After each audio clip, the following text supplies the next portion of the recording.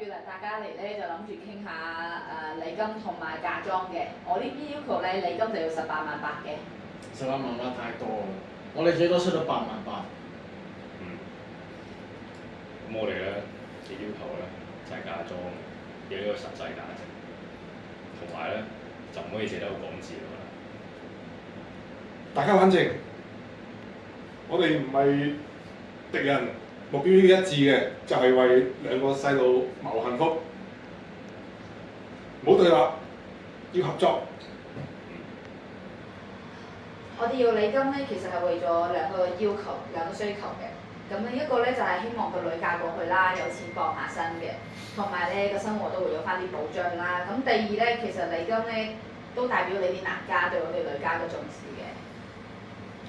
我明白你嘅需求啦，咁但係問題就係我哋嘅需求係要呢個嫁妝啦，係一啲實質嘅嘢嘅。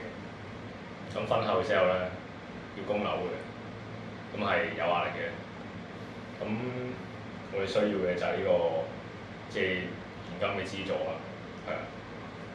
咁我哋想講嘅其實咧就唔係表面嘅數字咁簡單，係啊。我哋係想講背後真正需要嘅。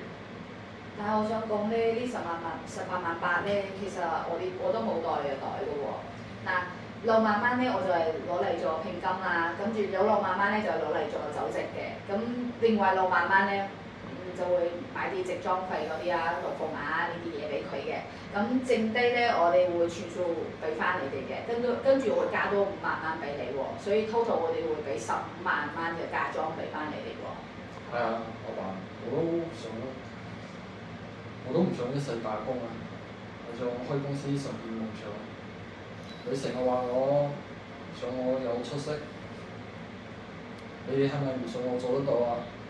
叔叔、舅父，我哋最想要嘅唔係錢，係你哋支持我哋嘅夢想。除咗錢嘅問題咧，我仲有一樣嘢想講喎。咁就係咧，佢哋結咗婚之後咧，個家庭嗰啲事務嗰啲分配啦，同埋話事權嗰啲嘢咯。咁我唔希望個女嫁過去咧，好似工人咁樣乜都要做晒，淨係做家務，但係又冇得話冇話事權喎。以前都係女人做家務㗎啦，男人出去揾錢，有啲咩好傾先得㗎？叔叔，我要嘅係歸屬感，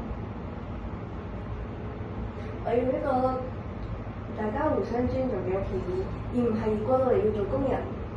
我都想有話事權，先至會有歸屬感。你明唔明啊？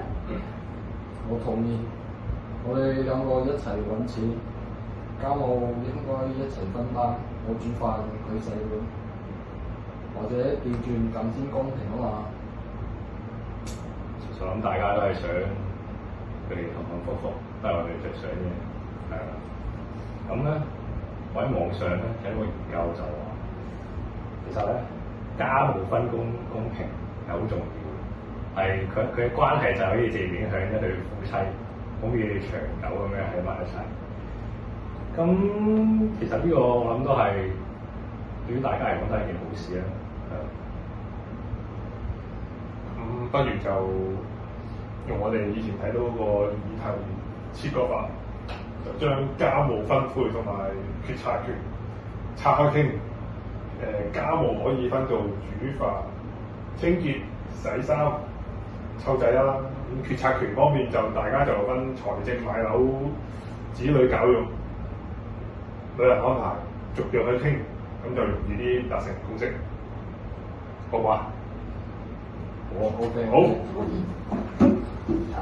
好啦，咁第四幕。好，咁我哋就大家喺禮金方面咧，一人有一步啦嚇。咁我哋男家喺家務上面分配嘅問題咧，咁就以下就家務啫，一半啦。咁家屋企嘅重大決策權咧，咁啊大家商量一下啦。你哋想要嘅，我盡量俾；我哋想要嘅，你哋盡量做啊。咁啊大家皆大歡喜啦嚇。我提議將5件事一次過傾：禮金、嫁妝、酒席、創業基金、家務分配，全部都捆綁咁處理。我同意嘅。咁我總結下啦，咁咧就係、禮金咧就而家就係13.8萬啦，咁嫁妝咧就係15萬，其中有5萬咧就係創業基金啦。咁咧酒席嘅話，我哋兩家平分啦。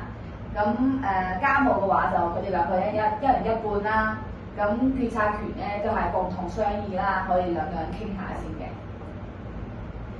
OK 嘅，我非常同意嘅。既然大家同意，咁我都冇意見。好啦，咁而家5項議題全部達成共識啦，雙贏啦，大家都開心滿意啦。好，多謝大家支持我嘅夢想，我哋一定會分工合作，搞好條街。係多謝父母嘅成全，我哋會互相尊重，一齊努力㗎啦。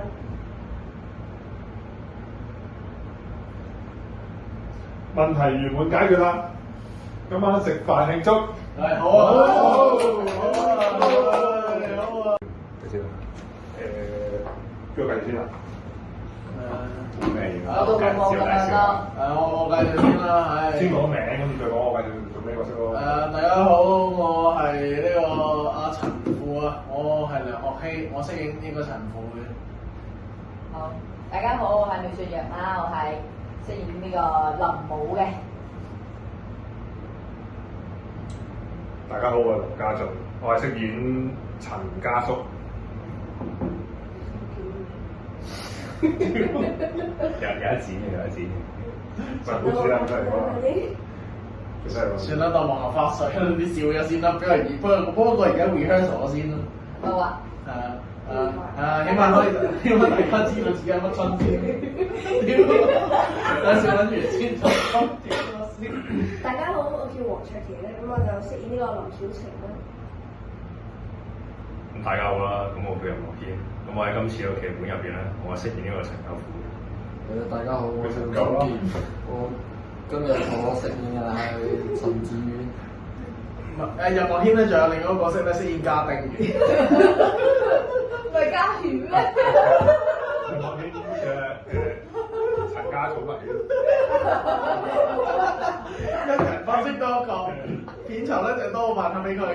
係，真係你試下先名，你再先角色。真名先啦。1、2、3、4、5、6，好。我嘅就講啦。咁大家好啦，我叫梁學希，我係飾演林富嘅。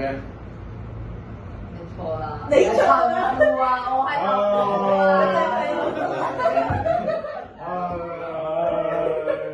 冇意思咯，屌！拍戲嘅咯。拍戲梗係有口誤㗎啦，屌！我繼續咧。算啦，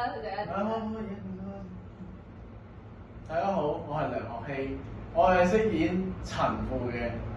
大家好，我係苗雪陽，我係飾演林武嘅。大家好，我係羅家俊，我喺劇中係飾演陳家叔。大家好，我係黃卓琪，咁我喺劇中係飾演林曉晴嘅。咁大家好啦，我係任樂軒，咁我喺今次呢個劇本入邊，我係飾演呢個陳九虎。大家好，我係曾傑，呢次我飾演嘅係陳志遠。希望大家中意我哋嘅演出啦。耶！